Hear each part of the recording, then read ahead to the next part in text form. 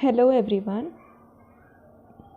In the last video, we have seen how to use the Fourier transform pair in order to find out the solution of integral equation of first kind.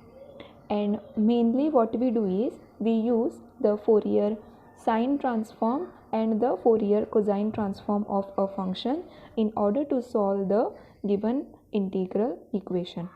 Okay. So here we will see the application of Laplace transform to solve the Volterra integral equation, and especially the Volterra integral equation with the convolution type kernel. So to start with this, let us first see what do you mean by a convolution type kernel. We all know that kernel kx comma t, whatever we see in the integral equation, is called as the kernel of that integral equation. Now suppose if this kxt is a function of only one variable x minus t, then that kx comma t is called as a convolution type kernel. Okay, now we have come across the kernels of the type kx comma t can be of the form x square plus x into t, or maybe x square t square plus x into t. Okay, or maybe cos of xt or sine of x minus t. Okay, or e raised to x square into t. Okay, now if you see here, kernel kxt is a function of two variables. Okay, but if suppose I can write this as a function of only one variable, wherein what I will have to do is take this substitution, take x minus t to be equal to some u. Okay, and try to write all these kernels in terms of u. Okay, only in terms of u. There should be no x and t left over there. Okay, but you can clearly see here, in this case it is not possible, here it is not possible, here it is not possible, but here it is possible. What we can do is sine of u, I can say. Okay, because x minus t is a variable. Okay, I can treat that this x minus t as a variable, and I can write this kernel only in terms of that variable. Okay, here it is x square t, so there is no way you can write x square plus xt, x into t, by using this particular substitution. Okay, so such type of kernels are called as the convolution type kernel. So you should be able to write kx comma t in the form of kx minus t, wherein x minus t is a single variable. Okay, so when we have the Volterra integral equations with the convolution type kernel, we can easily apply the Laplace transform formulas and obtain the solution of that particular integral equation.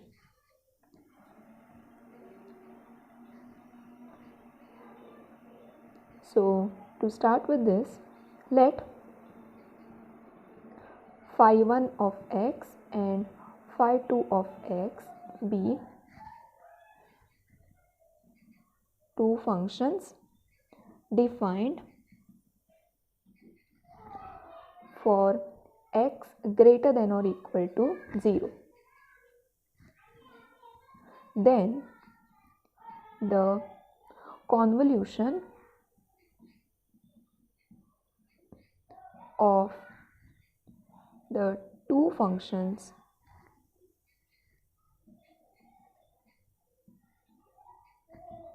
is defined as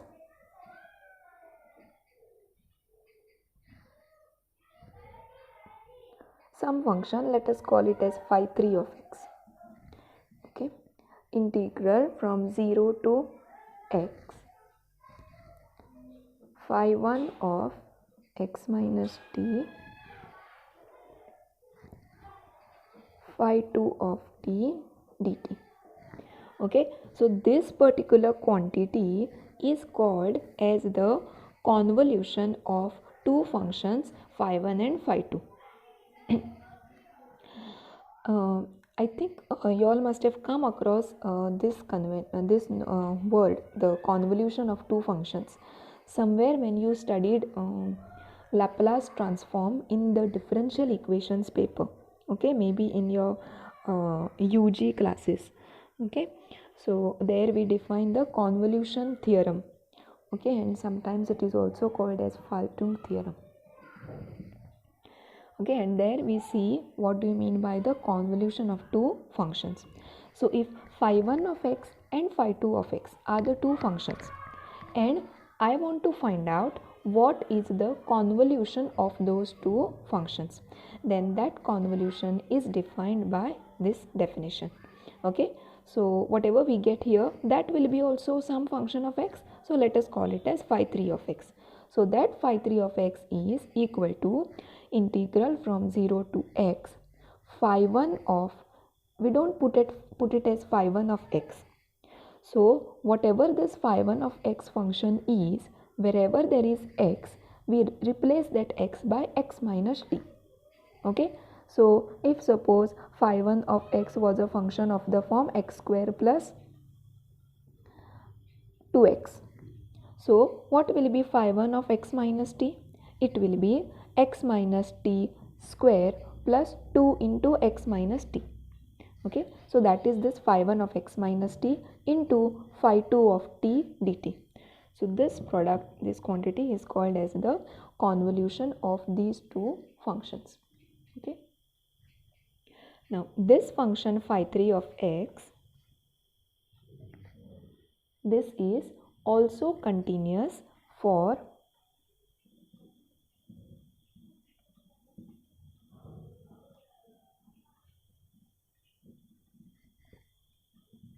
greater than or equal to 0. Okay, now let us look at the Laplace transform of phi1, phi2 and phi3. Okay, so let the Laplace transform of the function phi1 of x, phi2 of x and phi3 of x be, so Laplace transform of phi1 of x, let us denote this by this symbol. Okay, then Laplace transform of phi2 of x, let us denote it by this capital phi of s. Okay, then Laplace transform of phi3 of x, let us denote it by capital phi of s. Okay, so Laplace transform of this is denoted as this, of phi2 of x is this, and this is this respectively. Now how do you find out the Laplace transform of a function? You have that formula, integral from 0 to infinity, then e raised to something and into that this function phi1 of x, and then integrating with respect to x, whatever. Okay, so that definition I will not revise it, because we will not be interested in finding out the Laplace transform by using that definition. Okay, in fact you should we can directly study the standard formulas of Laplace transform and then directly apply it to integral equation. Okay, as I go ahead with the problems you will understand. So we have fixed these notations. Laplace transform of phi1, let it be this, of phi2 it is this, of phi3 it is this. Okay, so now consider the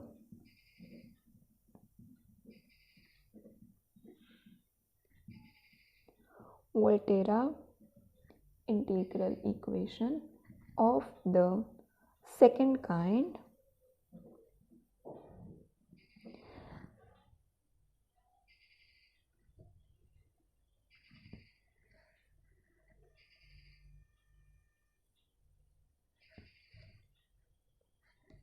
which is given as y of x equal to f of x plus lambda times integral from 0 to x k x minus t y of t dt. Let me name this equation as star, where the kernel k x minus t is only dependent on the difference x minus t. Okay, so what does it tell you? It says that this is a convolution kernel.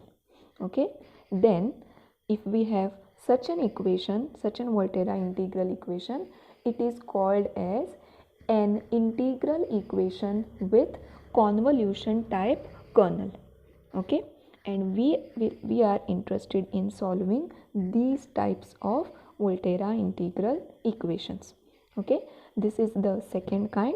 We will also see how to solve the integral equation of the first kind, wherein particularly this, whether a kernel is of convolution type. The reason here is why we need this kernel as of convolution type is, see here we have these two functions, no, phi1 of x and phi2 of x. Their convolution product is defined as this. Okay, now here we already have this such a product. Okay, so what we can do is we can consider this as the convolution of two functions. One is the function k and the other one is function y. Okay, and k, actually the function k is of two variables x and t. Okay, but in this particular equation it is a convolution type kernel, and hence I can very well write that kernel kx comma t in the form of only one variable, which is x minus t. So it can look of this form, and therefore I can very well relate this convolution product and this integral equation that I have here. Okay, so given any type of kernel, this will not work, because we are using this convolution formula. We need the kernel which is only of the convolution type. Okay, like if you remember, we have already studied some methods like specific to particular type of kernels. Okay, if the kernel is of separable type, then so and so method. Then if the kernel is of symmetric type, use the Hilbert-Schmidt theory. Okay, so in a similar way, for the Volterra integral equations, if this kernel is convolution type kernel, then we have one easy method to solve that equation.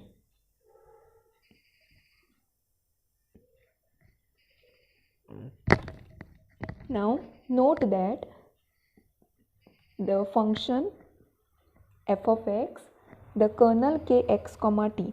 Okay, here the kernel x comma t is a convolution type kernel which can be written in this form, and these two functions, the f of x and even the kernel x comma t, they are sufficiently smooth functions as x goes to infinity, and this f of x, the y of x and the kernel, they are the bounded ones. Okay, and we can see the boundedness of y of x in the method of successive approximation. Okay, in that theory we can see the boundedness of this. Now why I am saying this is, see, what we will be doing is we will be directly applying the Laplace transform to this full equation. So it will be Laplace of this equal to Laplace of this plus lambda times Laplace of this particular thing. Okay, now this Laplace transform, it is not valid for given any function.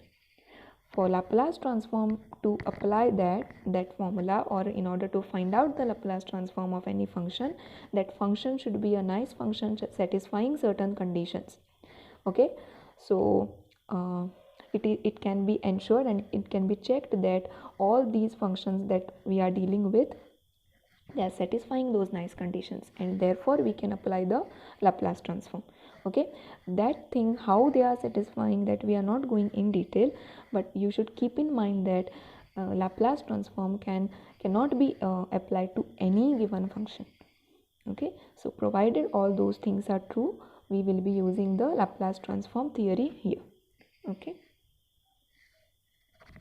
so because of those reasons, the Laplace transform of f of x, y of x and kernel kx comma t, those three Laplace transform, they exist. So now let us fix some notation for these Laplace transforms.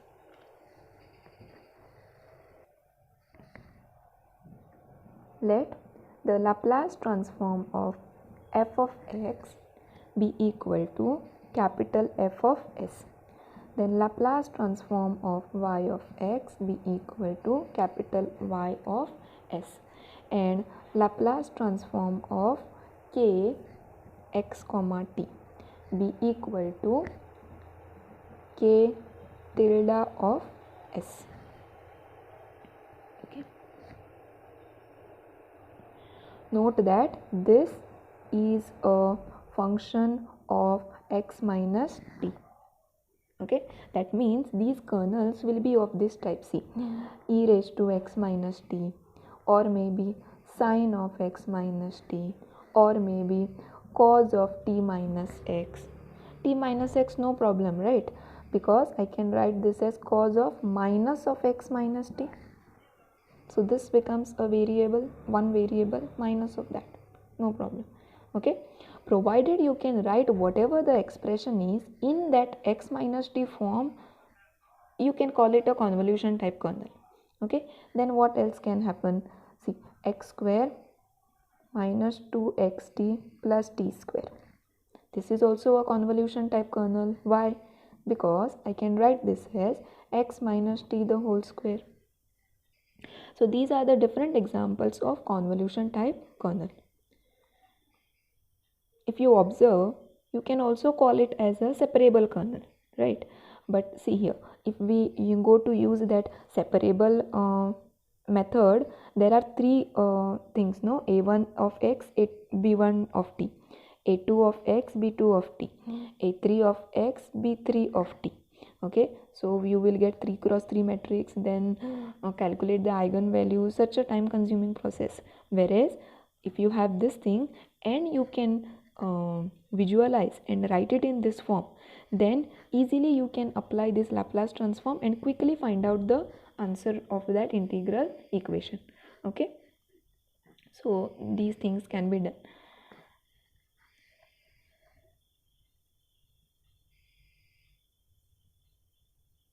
Okay, the things may vary because we will be dealing with the Volterra integral equations here, and this method we have studied only for the Fredholm. Okay, that example might not work, but this is a valid example of convolution type kernel. Okay.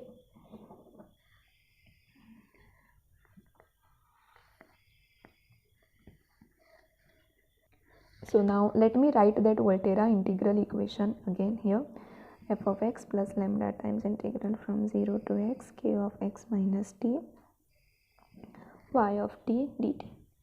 So by applying Laplace transform on both the sides of this equation, we will get Laplace transform of this equal to Laplace transform of this plus lambda times Laplace transform of this convolution product.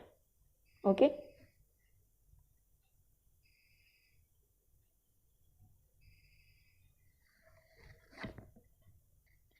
Now, before proceeding, let us first look at how do we find out the Laplace transform of convolution product.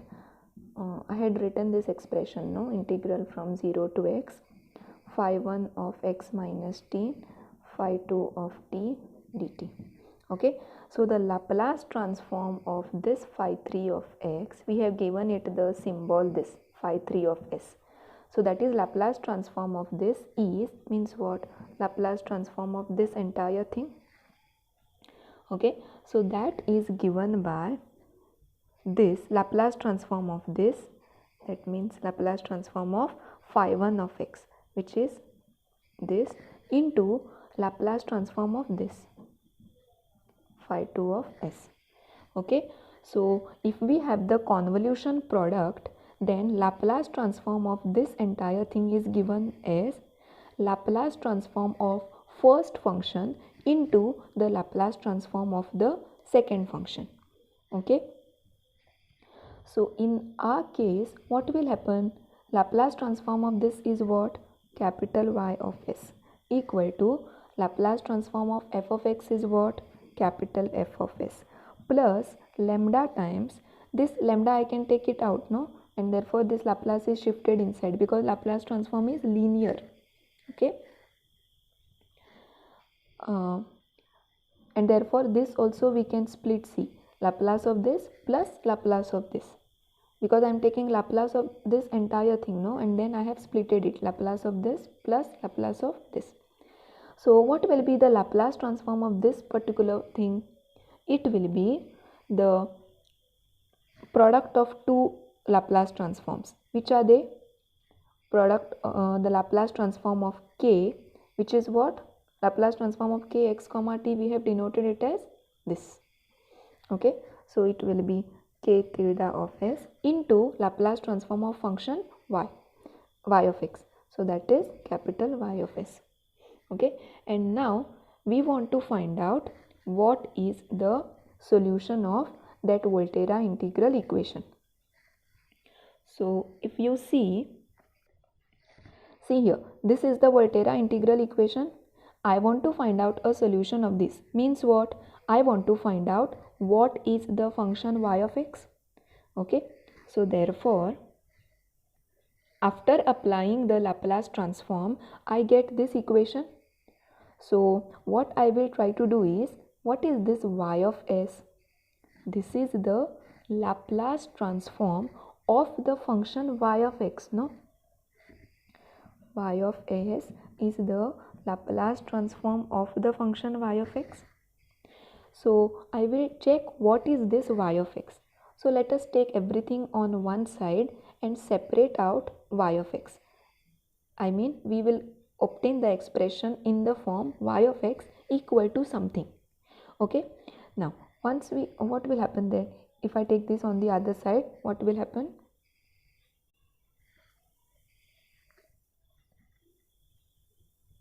So we will be left with that 1 minus lambda times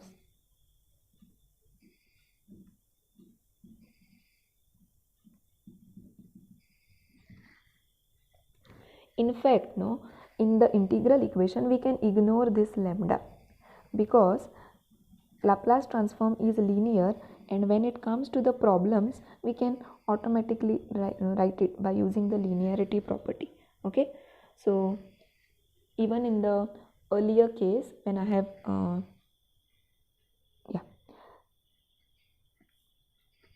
we can just take this, it will not matter in fact. Okay, so this is f of s, and y of s is equal to taking this expression on the other side and then separating y of s, f of s divided by 1 minus, okay, such that this k is not equal to 1, because otherwise it will become not defined, right?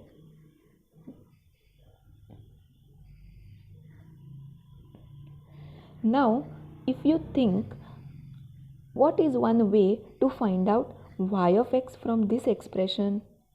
Y of s is the Laplace transform of y of x, which is equal to this, and I want to find out what is y of x. So these are the Laplace transform, they come in pair, the transform and the inverse transform. Okay, so therefore if for this expression now, if I take the inverse Laplace transform of this, I will get what is y of x. Okay, therefore the solution of given that Volterra equation star. Okay, so the solution of equation star is obtained by taking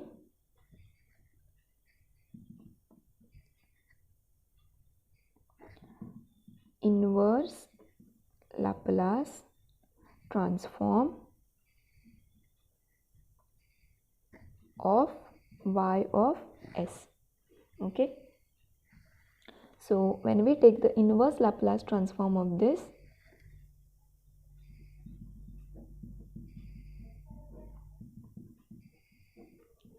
expression, okay, we will get what is the function y of x, and that will be a solution of our integral equation. A same method can also be applied for the integral equation of first kind. Okay, so when we solve the problems, what will happen is this kernel kx comma t will be given to us. Even the f of x function will be given to us, and the function y of x will be the unknown function. Okay, so when we take the Laplace transform of that, this y of s will remain in the equation, and whatever the function f of x is, we will have to write the Laplace transform of that. Okay, so frequently we will be coming across the Laplace transform of the function cos of x, sin of x, 1 by x, or maybe in general x raised to n. Okay, so there are these some of the important formulas which I will give it to you all in the notes. So when you start solving the problems, you can easily take the formula and write the Laplace transform and then go ahead. Okay, you need not every time spend the time in calculating what is the Laplace transform of that particular function by using the Laplace transform formula.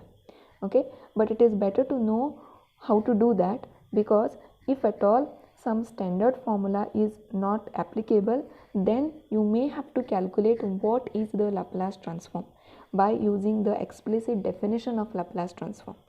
Okay, but whatever are the basic formulas that I will share in the notes.